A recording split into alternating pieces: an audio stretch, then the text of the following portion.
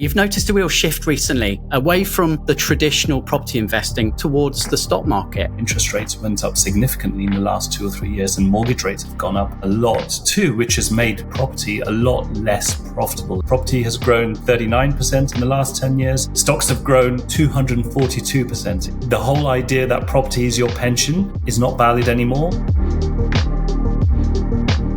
Welcome to this week's episode of Wealth Talk. My name's Christian Rodwell, the Membership Director for Wealth Builders, joined once again by our founder, Mr. Kevin Whelan. Welcome back, Kevin. I was wondering if I was being noticed. You seem to be running the podcast, pumping out some good guests, and I was innocently, quiet and thinking, I might get away with this, I might not need to come back. Yeah, where have you been? Well, I've done two things really, fundamentally. I had a nice trip with my wife to Porto, which I enjoyed very much indeed, and a little bit of touring in the Douro Valley.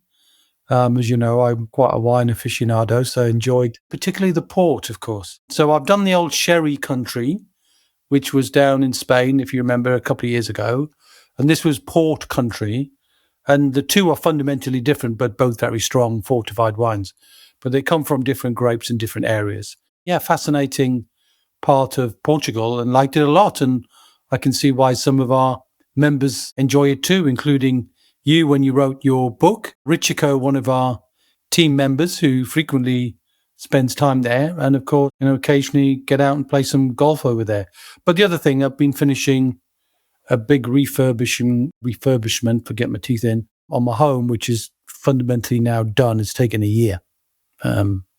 Should have taken 6 months, but like everything, you want more, you do more, you see more, and you end up spending more, and that's kind of what I've done, and I wanted to see that through. And of course, I've taken just a little bit of time away to be thinking about writing this guide, and I'm obviously under a bit of pressure now for the guide for the complete kind of what are we calling it now, sort of a tax raid on pensions, and why everybody who's got a pension and a family needs to be aware. This isn't something you can just kick to one side and think it might be a consultation, or it might be something to get around to in 18 months' time.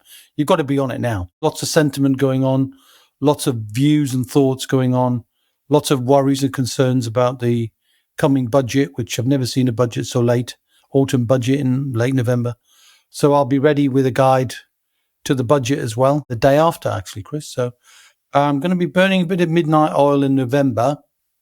So I'll be heading off at the end of November for a little trip to Verona and Lake Garda with my wife again to, sample some of the joys and the hospitalities of Italy, Lake Garda and Bologna. Sounds wonderful. And of course, we're looking forward to our webinar, which we are hosting next week on the 11th of November. So if you haven't registered for that, head to wealthbuilders.co.uk/IHT webinar.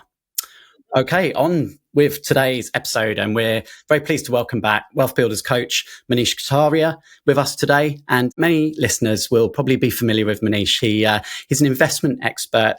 He's also a wealth coach, so he looks holistically and supports all of our members, or many of our members, with their own unique wealth plans. But we thought we'd bring Manish in today because, Kevin, I don't know about you, but I've certainly noticed many more people that I've been speaking to over the last couple of years are not as 100% focused on property as perhaps they were, 4 or 5 years ago. And even some landlords now selling up and putting the proceeds into the stock market. So we're seeing a shift now. Are you noticing this as well? Well, look, you always notice shifts because of economic changes. I mean, it's the natural law of economics. I mean, if in the days when I used to study the data, you would look at tables to say, well, which asset in any year has performed the best during the course of that year. And you could almost create a matrix for it. And if you looked at the matrix and analyzed it, it was never consistent. 1 year it'd be stocks, next year it'd be a different type of stock or a different country, and next year it'd be property, and next year would be bonds, and next year would be something completely different. So I think there's a natural changing of the guard when it comes to what's performing well. But bearing in mind, we don't really focus so much on performance in Wealth Builders. We focus on recurring income, not capital value. I think the challenge, that's undoubtedly been the case for those who previously invested in property, going back in some cases, for older people, baby boomers, for example, they've probably been investing in property since the 80s and 90s. When property prices were rock bottom, they've seen interest rates rock bottom. They will have seen some interest rates very high as well. But you're going to get that shift. And with interest rates higher than they were in COVID, and with government interventions in Section 24, basically taxing all of your income, not your profit. I mean, if you think about that, it's nuts, right? If you think about that as a business owner, if you're a business owner, you pay tax on your profit. You don't pay tax on your gross revenue. But as a property investor, you're paying tax now, if you own properties individually, on your gross revenue. And then stamp duty's gone up, and the sentiment has definitely moved away from the tradition of buy-to-let. But, I never, ever subscribe to a view that anything is dead, because opportunities are created by negotiation skill and connection. They're not created by markets. In fact, it's the antithesis of the market thinking that I go for, that there's opportunities everywhere.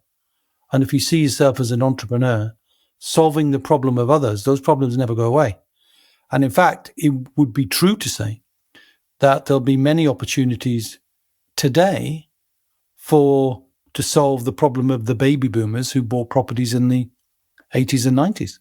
So there's always an opportunity that gets discovered or uncovered by a change in sentiment. And so I don't think anything is dead. I don't think anything is fundamentally broken. I think it means you have to look harder to find the right opportunities to build your recurring income. And we're seeing a shift towards commercial property, but of course not all commercial property is the same. And we're doing some very nice collaborative work, aren't we, with Susie Carter on this, to try and help people understand how that market is changing. So I think we'll just see people having to dive a little deeper into their knowledge, into their connections, and into their plan to create multiple streams of recurring income from different places, as opposed to saying, I'm a property investor. Because you can't just be a property investor. You can be an investor or a wealth builder with money in property, in business, and intellectual property, and joint ventures, and so on, as people understand the pillars. So I'm probably not saying I'm seeing it as much as you or Manish, but Manish is at the sharper end of people wanting to be smarter with their investing, and he's well placed to help people respond to that. Yes, and we'll hear Manish talk about the importance of diversification. So within multiple pillars, asset classes, we refer to those as pillars, of course, but also within each asset class, you can diversify as well. So spreading the risk. So Manish will share some numbers with us. I think it's time we head on to our conversation today with Manish Kataria. Manish, welcome back to Wealth Talk. How are you? Very well, thank you. Chris, always a pleasure to be here. Yes. Now, our members will know you very well as one of our coaches, also the founder of Invest Like a Pro. And I think probably this is podcast number 3 or 4 on Wealth Talk. So you're a seasoned pro, and you also have your own podcast, don't you, Manish? I do. Yeah. I have a podcast and a YouTube channel. So yeah, learning from the experts. Now we're talking around property and the stock market today. And you're coaching many of our members, many of your own members, Manish, and you've noticed a real shift recently amongst Wealth Builders members away from the traditional property investing, which has been so popular over the last few years, and a shift towards the stock market and alternative assets. So what's driving that change, do you think? Yeah, I mean, it's a fairly noticeable shift, actually. So, a lot of, our mutual clients, your members, our members, historically, they have, had an interest in property, or they've invested in property. But, there is a shift really in terms of sentiment going forward. So there's been a few factors, and all of these factors have come about, I'd say, in the last sort of 5 to 6 years, really. So, the first thing is the tax changes, which actually came about in the previous, Conservative government, the Section 24 tax changes, which made it a lot more, a lot harsher on property landlords, especially if you are investing in your own name. So, that created an environment where people, now revenues were taxed instead of profits, which was the case previously. So that was a big shift. And then we've had a series of sort of increased regulations, which just has made life harder for landlords, right? So we've got the new sort of renters' rights bill coming through in the next few months, actually, which should be rubber stamped in the next few months. Now that's going to shift all the power, a lot of the power from landlords to tenants. So a lot of, our members are talking about this and fearful about what that will, mean for landlords. The other thing we've seen in the last couple of years, higher interest rates. Interest rates went up significantly in the last 2 or 3 years, and mortgage rates have gone up a lot too, which has made, property a lot less profitable, and cash flows have really dried up for landlords, particularly if you're buying a new property on the market now, which we'll talk about a bit later on in this session, I guess, in terms of, what are the net cash flow and net income levels, which aren't looking too great. And I guess the other two things are, increased management. So, increasingly the whole idea of, management burdens. And, I often refer to the problem as the tenants' toilets and boilers problem, because, as landlords, we are faced with these kind of headaches on a day-to-day basis. And the final thing, I think people are realizing that actually, property isn't quite the same asset class as it used to be. It's not quite, your pension. There was a whole kind of widespread belief that property is my pension, but actually some of these changes recently have made people realize actually there might be better asset classes out there. And, more importantly, the need to increasingly diversify your portfolio and your pension for your future. So, these are the things I'm noticing. Yeah. So are we saying everyone should get rid of their property and move it across to some other asset class now? No, not necessarily. No, I'm big on diversification, as you know, Chris. And so I own property. I own a lot of stocks, financial assets, and I'm not in a rush to sell any of my properties. I'm just not buying new ones, because I think what people will find is existing landlords, if they've had property for a while, some of them are probably cash flowing okay. But the real problem is with new property purchases, because when you buy a new property now, you are paying higher stamp duty levels. You've got a higher mortgage payments. Your cash flows have dried up, and your sort of future capital growth potential has dried up as well in recent years. So I think it's really more about not necessarily sell your properties. It's more about think about how you can diversify in smarter ways.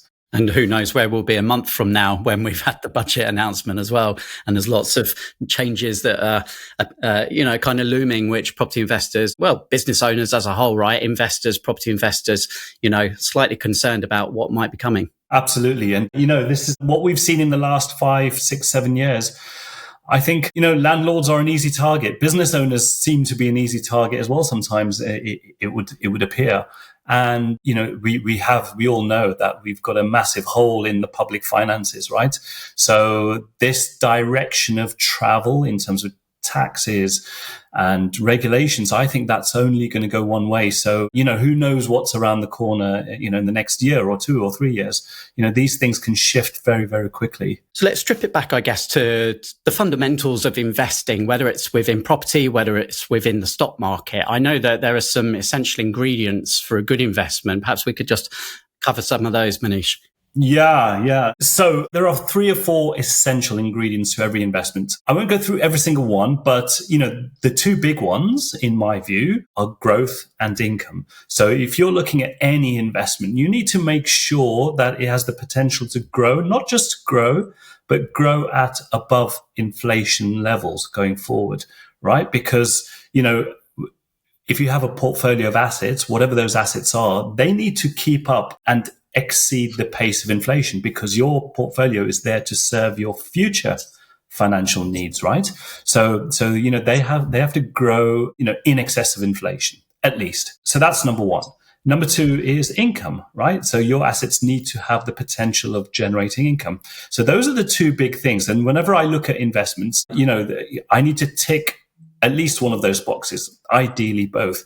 The other things are, it has to be passive, tax efficient, and offer some sort of protection. But the 2 big ones are growth and income. Previous podcast we recorded, Manish, we talked a lot about inflation, and inflation, there's one number which is publicized, right? And there's the real number. We've got, money supplied keeps increasing as well. So when we talk about beating inflation, I mean, what sort of numbers are we talking here? Yeah, really good point. So the official inflation rate, we are being told, is something like, I think it was 3.8% was the latest number. I always say, look, those official numbers are way understated. And, you just have to look at your own bills, right? You just have to look at your daily expenditure. And we can see our bills, our food shopping and, everything else that we are purchasing is growing by much more than 3% I would say add another 3, 4, 5% to it. It's always hard to put a precise number on it. There is a really good website in the US which monitors these things. It's called shadowstats.com. There's a former economist, a current economist, I should say, who monitors these things very closely. He's been talking about this for a long, long time. And so I would say it's safe to add 3 or 4% on top of the official rates. So when we're thinking about, currently, which asset class should we move forwards in? And as we said, we're not necessarily saying one or the other. Diversification is still key ingredient of a good wealth builder. But let's look at property first. So most people start kind of quite simple buy-to-lets, moving sometimes up to a bit more complicated, maybe HMOs and service accommodation, and then maybe even commercial. So what's the range for property, would you say, Manish? So if we go back to the sort of framework I was talking about earlier, does it tick the growth box? Does it tick the income box? So I did some numbers, just some kind of simple numbers on a regular buy-to-let, right? So if I imagine a regular buy-to-let, we're buying it for £100,000. If I just do the numbers, rent of 6% per annum, the average UK rental yield is about 5.5%.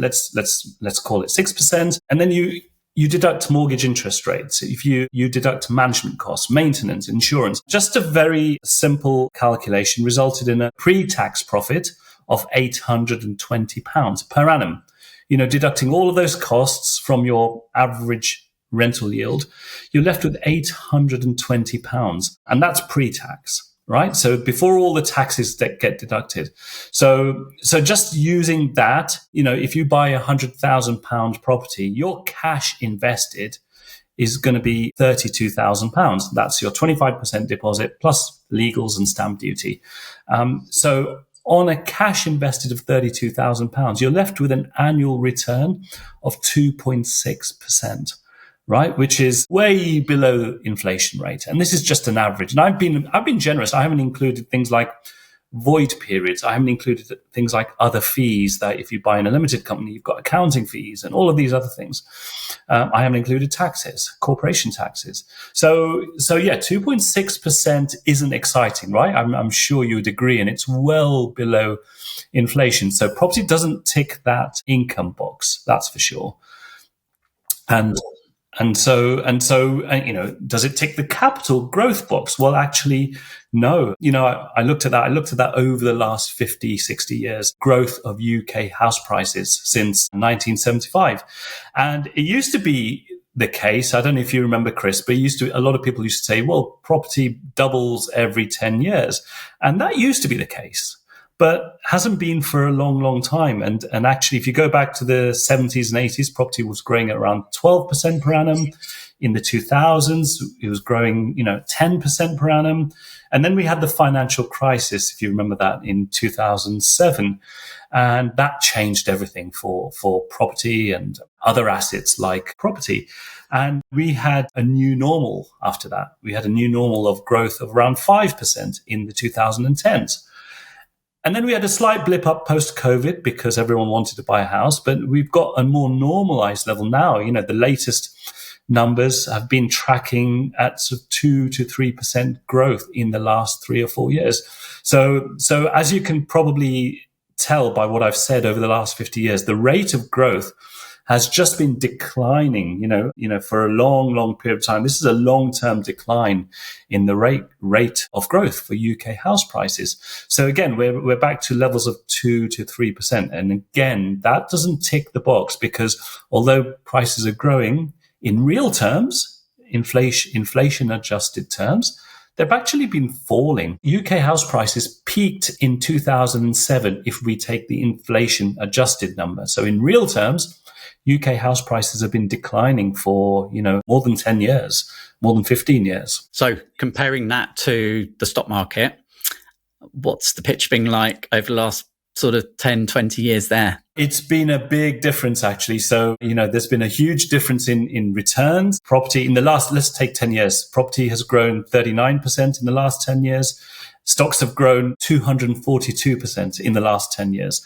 And I'm talking about globally diversified stocks versus residential property, by the way. So, those are the two asset classes we're talking about. So that equates to an annual growth rate of 3% for property versus 12% for stocks. So there's been a huge difference between the two. On an income basis, property gives you anywhere between 2 and 5% net yield, and stocks give you 1 to 5% dividend yield. So those two are comparable, but the growth rate has just been on another level for stocks. You talked about globally diversified stocks there. So I know that, you use the word stocks to kind of all encompassing for many different kind of investments. What would be kind of included within that, Manish? Yeah, so I kind of use stocks as a generic term. Actually, the way we invest, we put together I should actually call it a financial assets portfolio. So in my financial assets portfolio, in the type of portfolio I teach other people to put together, that's not just stocks, but it's gold and it's options and things like money market funds, it's bonds. So it's not just sort of stocks, which can be a little bit more volatile than the other asset classes. But, if you put together a well-balanced portfolio with all of these other asset classes, you can get a really good level of diversification and balance. And interestingly, you can even put property in there. So you can put REITs, real estate investment trusts, property is still a reasonable asset class. And actually with REITs, you can get exposure to commercial property and industrial property and sort of storage and logistics and care homes and all of these other interesting asset classes. So that's the key thing. I guess the one downside with stocks, I've talked about all the sort of positives, of course, but the one downside is that stocks have higher volatility, right? So they go up and down more than property. And that's the sort of flip side. So, if you can accept that, and longer term, stocks have always been more volatile, but they've always, had periods of ups and downs, but they always come through that and they always continue to make new highs.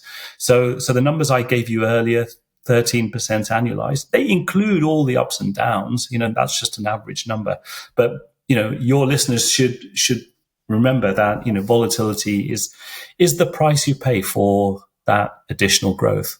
Now, I guess someone could come with the argument that go back to financial crisis, as you mentioned, and all the markets were hit, right? Property market, stock market, and of course, pensions being invested in the stock market as well. So someone wishing to retire around that time, if the stock market has plummeted, and obviously they've massively reduced the capital there, but within property, even if the price of the property is reduced, they're still getting that regular rental income. So what are your thoughts on that? Yeah, it's a good point. So I go back to, holding a diversified portfolio. So when, not all financial assets came down during the financial crisis. So stocks came down, but, gold went up, government bonds went up a lot, gold went up a lot, government bonds went up a lot. And there are lots of asset classes which didn't decline. So, we have what we call a GPI portfolio. Our portfolio consists of 3 elements: growth, protection, and income. So within our protection bucket, we own things like gold and government bonds and money market funds. All of these are very secure defensive assets, which actually rise during a period of volatility. So I think stocks are one part of it, but these other assets protect you as well. And by the way, property did come down a lot during the financial crisis. The capital values came down, 20% plus. And I remember actually during the global financial crisis, I had a property which was rented out and the same for COVID and lockdowns. And, these properties were sat empty because there were so many people who were laid off and they couldn't get a job, they couldn't afford to rent out. So the whole rental market did come down quite significantly as well. So, no asset class is completely immune. You have to be kind of invested in a balanced way. As we keep saying, that's the key to success. Yeah, you mentioned gold. It's, a topical conversation at the moment with the increase that we've seen, but gold is more of a hedge. And I saw you write about that in one of your newsletters recently. Yeah, it's a great hedge. And, I own it alongside my stock portfolio, because the great thing about gold is that it typically moves inversely to what stocks are doing. So when stocks are, when there is an event going on in the world, go back to the financial crisis, go back to COVID and the lockdowns, any other sort of fear or uncertainty going on in the world, as there is now to an extent, gold does really well. So, having gold in your portfolio is a really smart way to hedge against uncertainty. So yeah, I own gold. I've been a big fan of gold for a year or two now. Not always have I been a massive fan, because gold doesn't give you income unless you do it through options, and you get income through doing gold. But yeah, it's increasingly amongst my community and increasingly a popular asset. And yeah, and I guess the other question about gold is, how do you own it? I mentioned options already. A lot of people own gold physically. I think a far better, more tax efficient way to own gold is through ETFs. But yeah, it's a great asset class. Sometimes use these kind of acronyms, ETFs, and not everyone may be aware of that. Just explain what an ETF is and the benefits of one. Yeah, an ETF is an exchange traded fund. So when you can buy stocks through ETFs, you can buy gold through ETFs and various other asset classes, bonds. And so when you own gold through an exchange traded fund, ETF, you can put that in your pension. You can put that in your ISA. Unlike physical gold, which you can't put into your, ISA, for example. So it's a really sort of smart, low cost way and a tax efficient way of owning gold. Let's talk about income then. So someone who perhaps is wanting to build wealth to become financially secure, financially independent, perhaps replace their income. How can you generate income from the stock market? Yeah, so 3 ways. So you can buy high dividend stocks. So there are some really good quality blue chip shares, that give you dividend yields, annual dividend yields of, somewhere between 3 to 6% per annum. Okay. So, the benefit of this is you get a reliable income by way of dividends, but you also get the potential for capital growth because, you own the shares and over time they'll grow, but you're also getting dependable income. So that's one way. Another way, we talked about it earlier, REITs, another acronym, real estate investment trusts. So they are a smarter way of owning property, commercial property, industrials property. So that's these REITs typically give you income of between 3 to 7% per annum. So both of these are income rich investments with the potential of capital growth. And the final one is through options. So, I'm pretty active on options. A lot of my community is pretty active in options, and we're getting income levels of somewhere between 1 to 3% per month.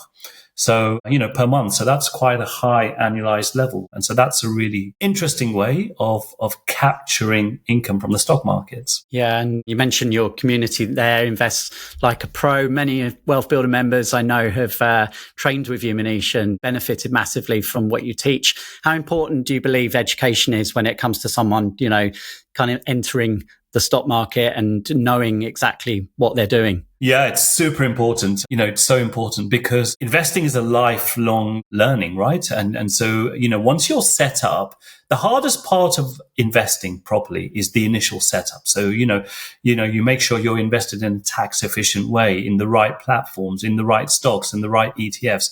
And once you've got all of that done, it's pretty much set and forget. So all of your work is front ended. And the interesting thing is, if you do things properly, the compounded benefits over years and decades ahead will amount to tens of thousands, if not hundreds of thousands of pounds, net benefit to you. But if you don't do things properly, you might end up giving too much away in fees and taxes and, being in the wrong stocks or the wrong funds and the wrong ETFs. So if you are doing things properly, if you spend a little bit of time educating yourself and to learn to do things properly, that will have massive, massive, massive long-term benefits for you. The benefits will outweigh the costs by, 100x or more.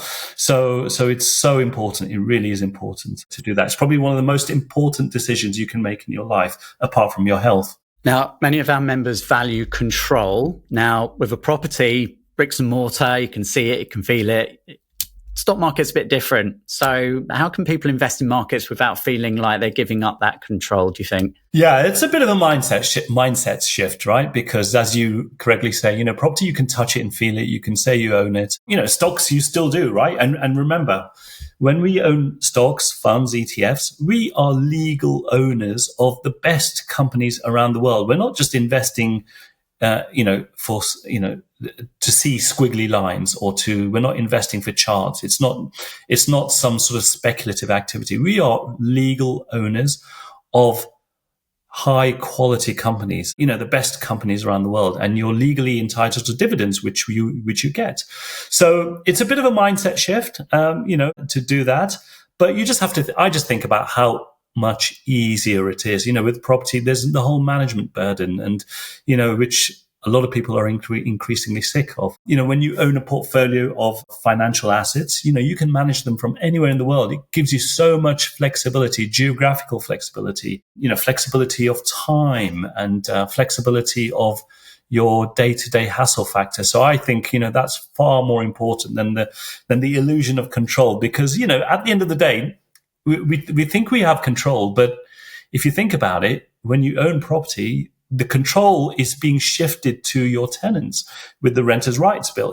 They are increasingly getting control in terms of tax and policy changes. All of that control is increasingly being determined by the government and HMRC. So, all of these things are gradually being taken out of our hands. So I think the control thing is debatable, but really, I would focus on the flexibility and the passive nature of owning stocks and REITs and ETFs for all of the reasons we mentioned earlier. No, it's a good point you make there. And we don't have a crystal ball, of course, but we have seen, indexes hitting all-time highs this year. Where do you see the next 12 months in the markets? The thing about markets and stocks is over the long term, they are super simple, super predictable, right? They've returned 8 to 10% year in, year out.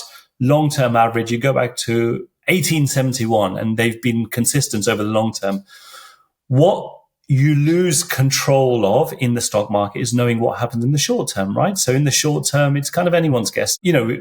Stocks go up 8 times out of 10, but the 2 times out of 10, they don't go up. You can't determine the timing of that. So that's the only thing you don't have control over.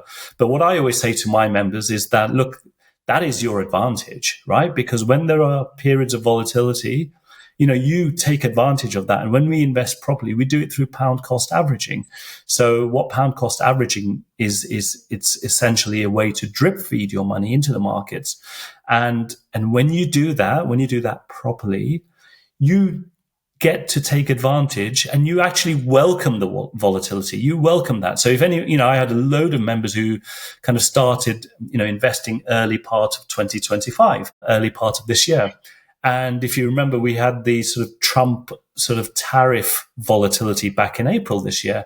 And at the time, it was sort of looking uncertain, markets corrected. But all of my members who were pound cost averaging, drip feeding their money in, looking back now, they were delighted because they were able to buy good quality stocks and ETFs at knockdown prices. And that's what always happens, right? If you go back historically, whenever you see the COVID crash or the April tariff tantrum, I call it, these are always solid opportunities to buy assets when they're on sale. So I can't give you a precise answer on what happens over the next 12 months, Chris. 8 times out of 10 markets go up. So if I was to give you, based on historical reasoning, markets will have another 8 to 10% year. The last 3 years have been up between 10 to 20% per annum. This year's up pretty strongly as well. So, and next year there's a lot of interesting things going on with AI and, we've got a pretty benign economic backdrop. Interest rates are not being cut massively, but they are on their way down. So that's always supportive for equities and for stocks and for bonds and earnings growth. At the end of the day, when we buy stocks, we're not buying stocks for the sake of buying stocks. We're buying future earnings, and earnings growth is looking pretty solid across the board. So I'm always positive on markets, and that's always been the case, and it's been right to be positive. But I don't really have a strong view what's going to happen in the next few months. That's the only thing I can't do. But what I do know is if you have a properly balanced portfolio, you're going to be fine whatever happens. If someone's really new to investing, where would be the first place for them to start? You talked about AI there, and there's a lot of hype around that as a sector. But in terms of just really simple steps, just to make sure that you're really maximizing the cash perhaps that you've got, or as you said, you could have some money in an ISA, but you're not really sure about how to shift that into stocks and shares ISA, what would be some simple advice? The first thing is don't necessarily buy individual stocks. And that's where people sometimes go wrong. You want to be diversified, right? So buy diversified global funds and ETFs, low cost stuff. So don't go buying the big branded funds, right? So go with something, like ETFs, tracker funds, which diversified, have low fees. So that's probably the first step to do, and have it balanced so it reflects your risk profile. So there are, some more adventurous funds, there are some balanced ones, some kind of cautious ones, but you need to be aware of your risk profile. Are you adventurous? Are you balanced? Are you cautious?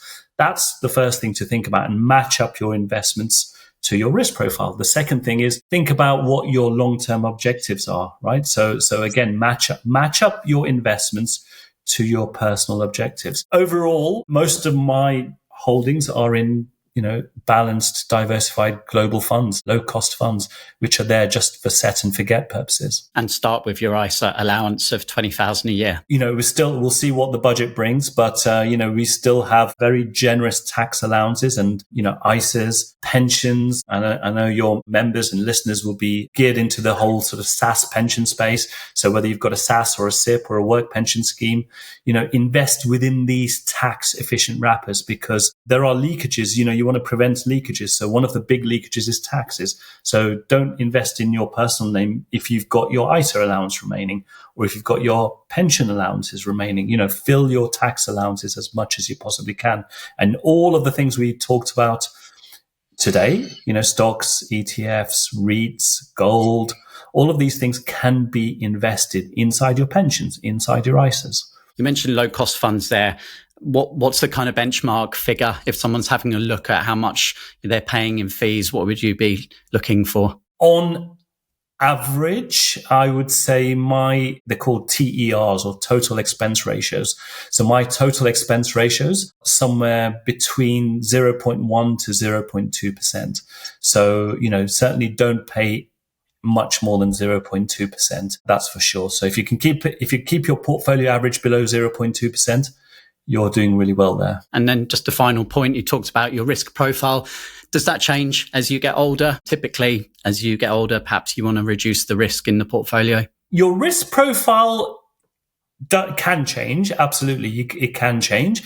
And your age obviously changes as you get older. So those are the two dynamics, right? So you can get somebody who's in their 70s who's very adventurous.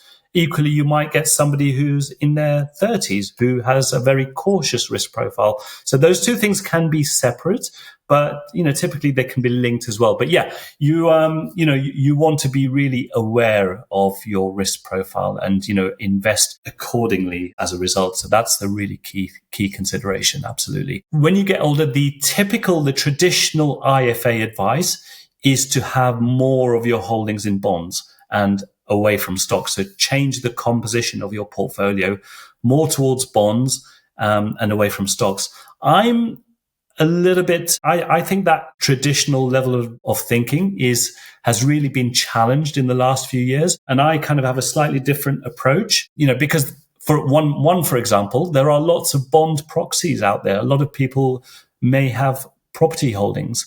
They may have other assets, which like gold, for example. Gold does a similar job to bonds in periods of recession, etc. Right? So you have to think about your portfolio as a whole and not necessarily be wedded to this whole kind of idea that you as you get older, you own more in bonds. I mean, one very recent example, going back 2 or 3 years, I remember we had that whole massive inflation shock when interest rates went up, when inflation went up, stocks sold off that year.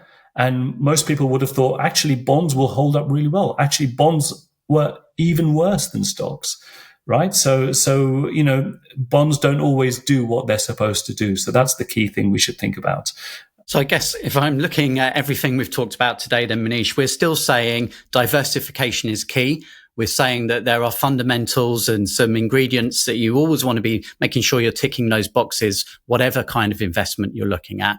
And we're certainly not saying just dump all your property and move everything into stock market. But definitely, as you've highlighted, we are seeing some trends, and the property market seems to be on somewhat of a slightly downward trend when it comes to returns compared to the stock market, which is moving up. Exactly. So, so those, I think you've summed it up pretty well there, Chris. Be better diversified. The whole idea that property is your pension is not valid anymore. I don't think that's been valid for a while. So I think if you are very heavy in property, think about having a better diversification of your portfolio.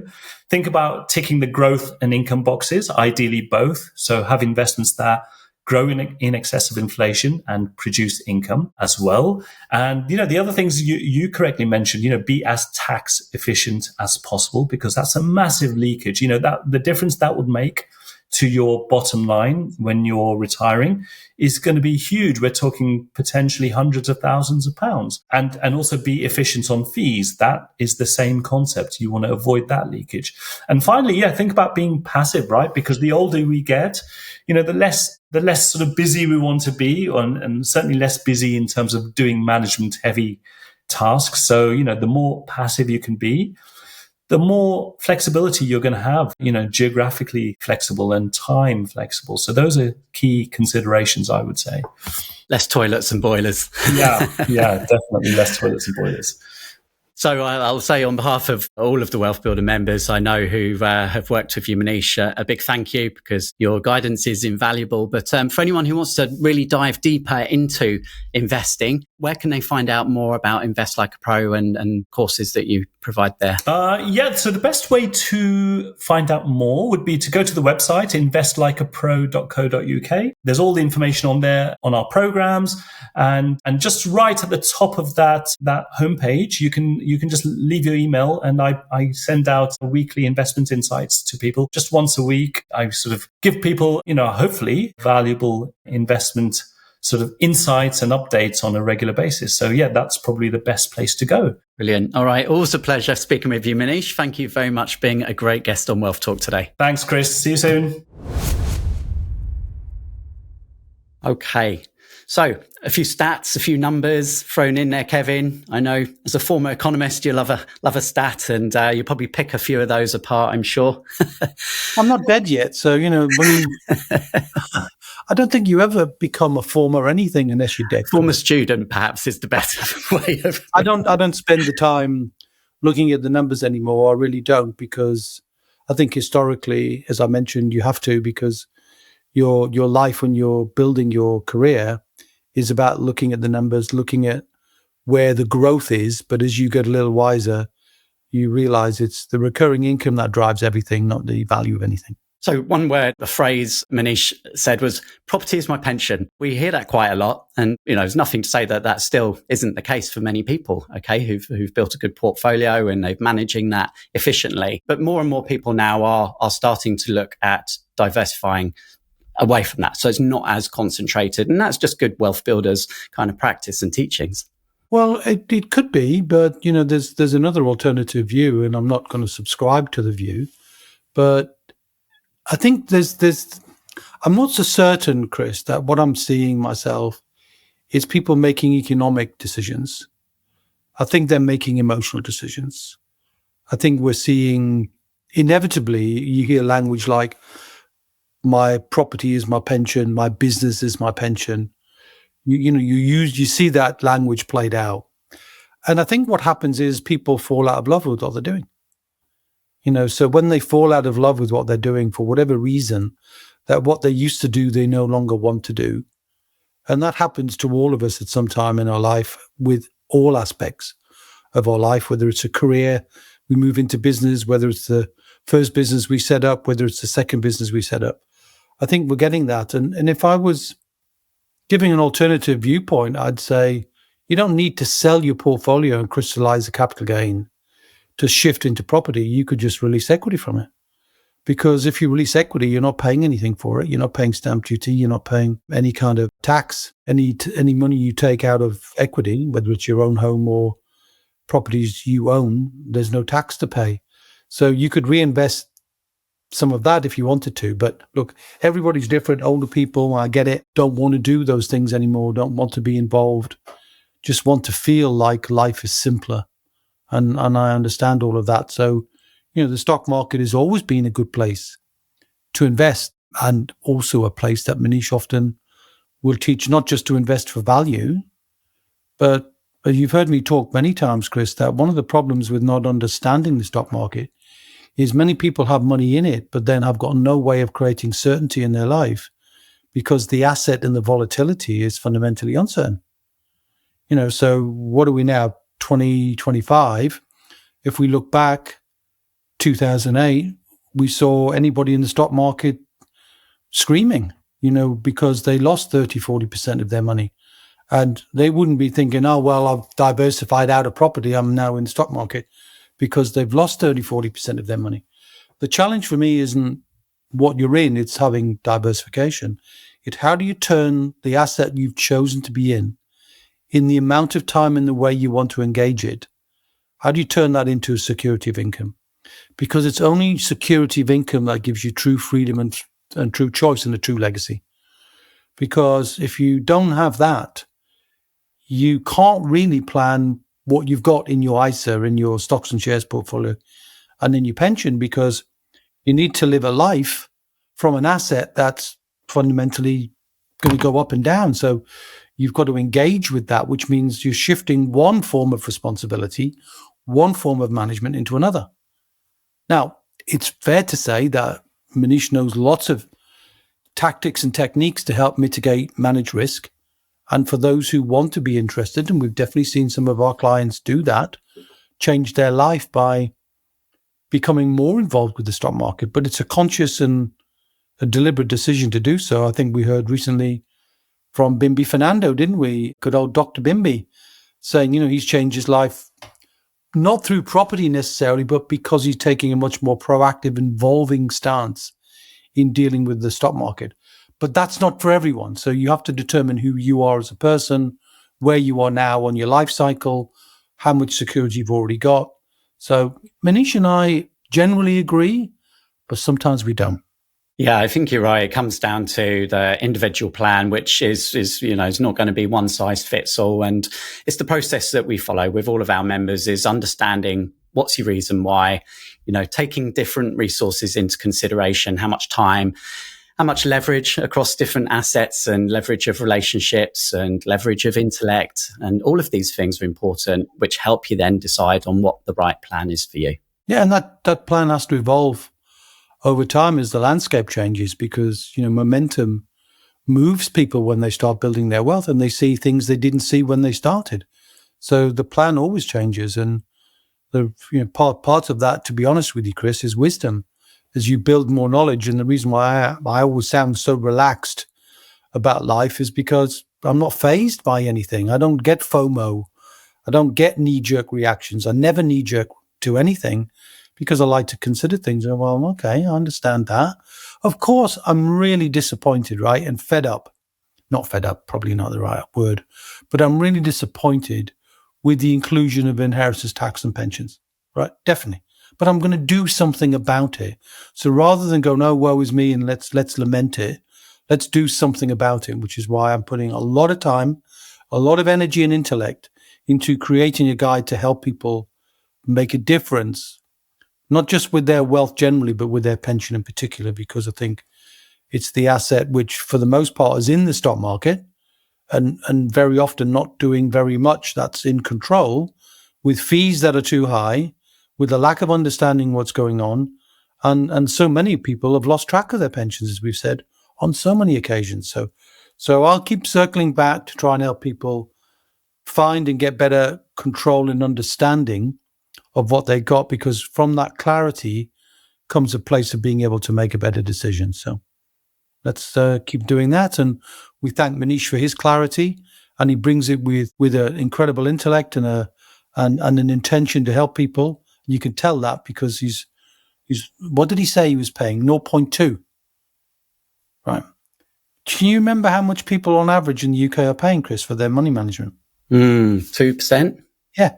So 10 times more than they should. 10 times more than they should. Why? And it's